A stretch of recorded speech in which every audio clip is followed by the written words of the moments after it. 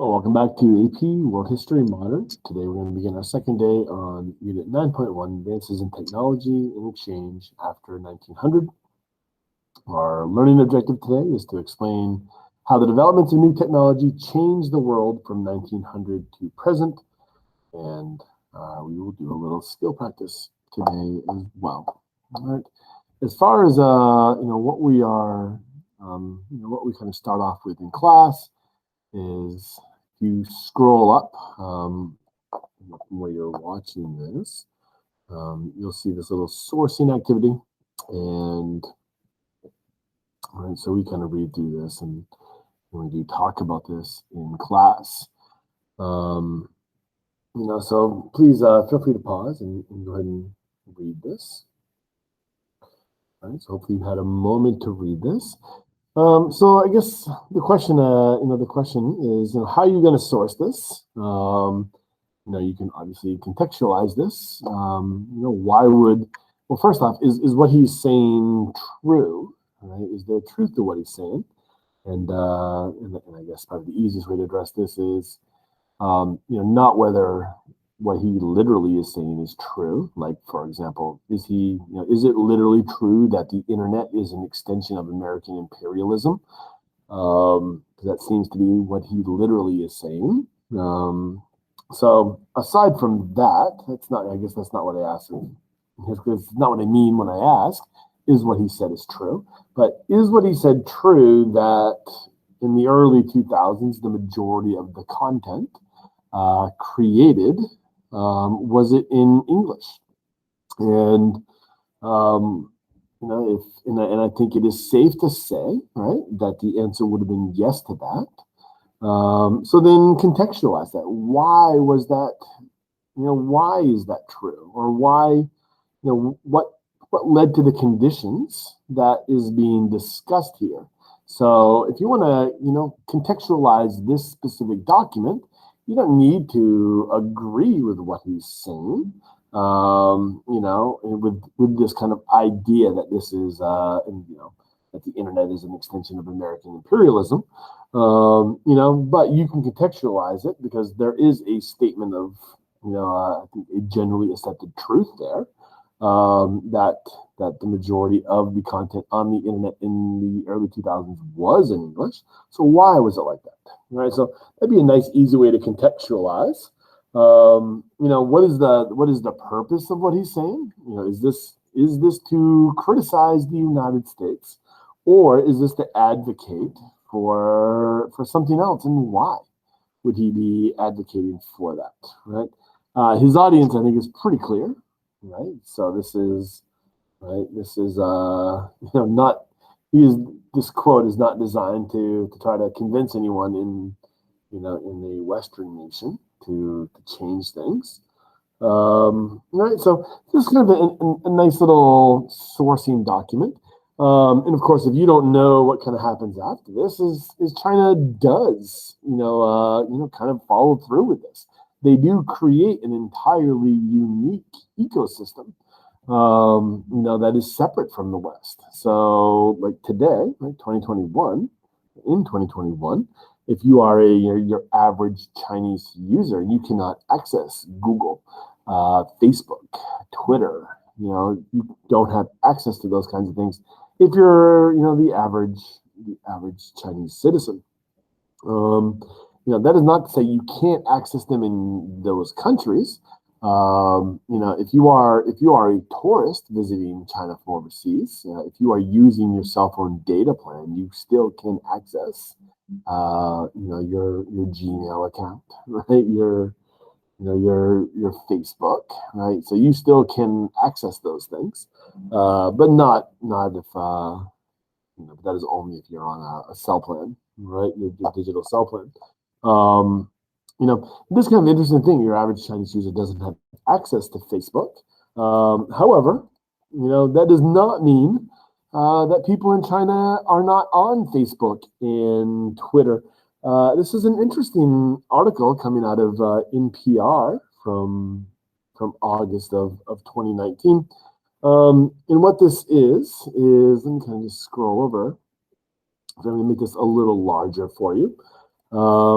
this is an article discussing Chinese government usage, right? And Chinese state media usage of social media. So I'm just going to read this. I'm going to apologize because I'm going to read this because I think this is an interesting article. Chinese state media launched a domestic blitz depicting the Hong Kong protests as riots funded by the CIA. China-linked social media accounts then flooded Twitter and Facebook with thousands of pro-Beijing posts and targeted advertisements. Okay, so what do we see here? Twitter said this week it spent nearly 1,000 accounts it believes are tied to Chinese state actors, and it will no longer accept advertising from state-funded media.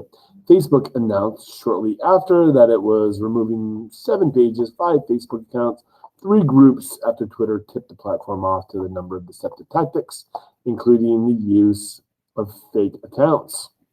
And this is kind of interesting, these fake accounts. Some suspended accounts even appear to masquerade as the work of Chinese dissidents. One such account, posted born in 1970, experienced June 4th, now living in China, a reference to the bloody crackdown against protesters in China's Tiananmen Square on June 4th, 1989. I will say it is interesting if you try to search what June 4th, what June 4th means in China, right? Another suspended account, right, registered in the Bronx and wrote this bio: a vagabond punished for free speech. I believe that one day the light will come, right? Documents show the Chinese government agencies have been paying to acquire social media followers, right? And let's kind of scroll down a little bit more. Right. And Chinese media, like state broadcaster CGTN, cannot independently recreate the China narrative on social media. That's why they need to make use of these means to create social media traffic, to create counter pro Hong Kong narratives on social media. Right. So, what this is really looking at is, yes, Facebook and Twitter may in fact be banned for your average Chinese user, but that does not mean that that individuals in China are not using Facebook or Twitter. There's an entire bureaucracy within the Chinese government, whose job it is to access these platforms, to create content for these platforms, and help create narratives that are pro-China, right, or target their enemies. And of course they do this in all kinds of ways. So Taiwan, right?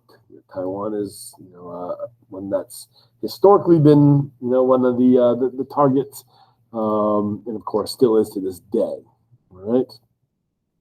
So yeah, not a lot of it has been made of this in the United States, right?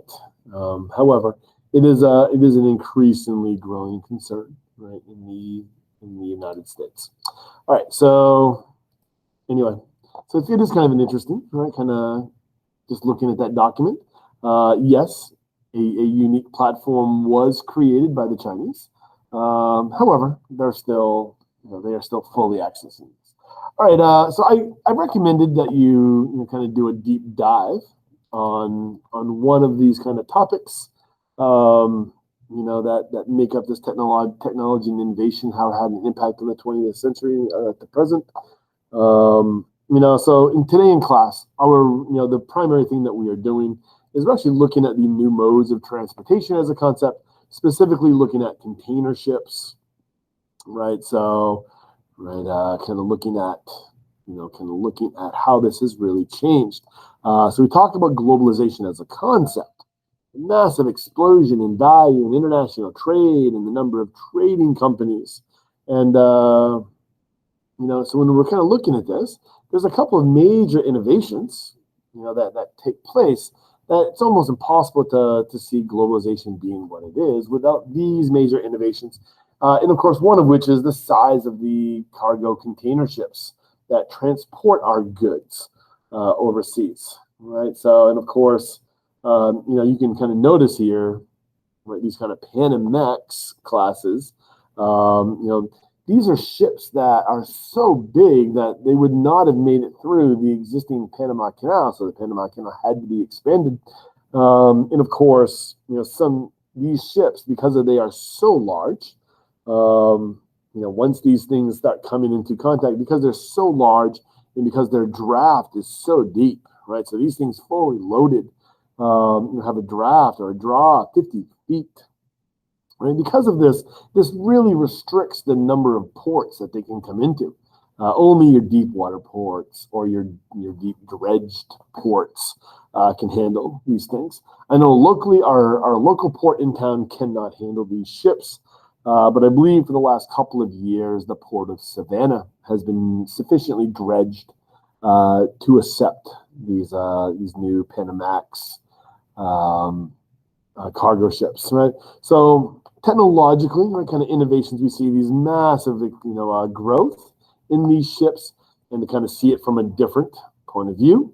Just kind of, we're talking about taller, wider, right? And of course, what are they holding on to is kind of the other major innovation is these cargo containers, right? So these cargo containers are massively significant, when it comes to globalization. So these things can be, once they get packed, they can go from place of packing to final destination, without touching a human hand from the inside, right? So these things are, can be moved by crane, loaded onto ships, unloaded onto rail cars or onto 18-wheeler truck beds, and then transported until you get to your distribution points, right? So today in class, what we did is we just kind of watched a little video clip, and really what we're watching in class is an NPR piece from Planet Money called Planet Money Makes a T-Shirt. And what they do is they trace the making of the T-shirt from the time that it is cotton growing on the field, and they talk about GMOs, the GMO cotton seeds, or the GM cotton seeds, to the technology. And so I'm just going to walk you through this, and I'll have this link on my website that you can watch this. And I'm not going to watch these with you. I'm just going to kind of explain kind of these transition points. So as you kind of make it to the end of this first segment, right, you can scroll down, right, and it'll actually, the first one just takes you automatically to cotton, right, after that little introductory segment. So this is a 2.5 minute segment, and we're a little slow. So when you're done watching it, it will kind of take you down to there. And of course, this kind of looks at why American cotton is, why the United States is the largest supplier of cotton. American cotton is also most expensive. It never touches a human hand. Completely mechanized, right? So if you scroll down, right, you kind of scroll down, you'll see this next chapter. So go ahead and click on where it says machines. It's a pretty short little segment. It's only a minute or so long. So we don't really, as far as in class, but I stopped this here kind of towards the end because they're going to look at the machines. And a lot of these machines are second industrial revolution era technology. And I really wish this was not buffering as bad as it is. Right? So they kind of run through these machines, and I kind of ask students to look at the names on these machines. And there's 4 total. And try to guess where these machines were invented, right? And you'll notice kind of looking at the machines that that take this from raw cotton to thread, spin it into the yarn. This is 100-plus-year-old technology for the most part. All right, so this segment here, this is one that we definitely watch in class as well in its entirety. And I do like this piece just because it's not going to give you some kind of sympathetic, or or this kind of view that these individuals who are involved in the process of making these shirts are being, that you don't need to feel sorry for these individuals. They're not being exploited. That's not the point of view you're going to get from this video, but it does show you some of the complexities associated with it. So we go and we watch that piece. It's an interesting little read of information here as well. But just some things to keep in mind as you're watching this, what the wages are in Bangladesh, right? And of course, Colombia is the other country that is case studied there. You see a pretty large discrepancy there. All right. Anyway, so we watch that segment, and then we go to the boxes, and of course, this is the shipping containers, and it does show you. I mean, here's the shipping containers on rail car. So we watched that in class, and this is another short little segment. But it kind of shows you also the way it was before the shipping container. Right? Without these shipping cargo containers, right, one can hold up to 82,880 T-shirts, in a single box, right? And of course, before this, it would take weeks to unload and to reload these ships. So the fact that you can unload these things so quickly, and of course do it so inexpensively as well. This is this is the real hero of globalization. So it's a really important little clip to watch, right? All right, and of course it ends up, right? Kind of ends up with some interviews, right? Ends up with some kind of personal interviews of the people who were involved in the production of this. Right. So we kind of we watched that in class. We may have a little discussion on that in class. And that's where we leave off today. So we kind of do a little bit of a deep dive into the transportation aspects of it, because it's good to learn about one. Right. So all right, so feel free to read through that. I did so in the last video, so I'll do it again today. All right, I will see you next time. Sapriyadi.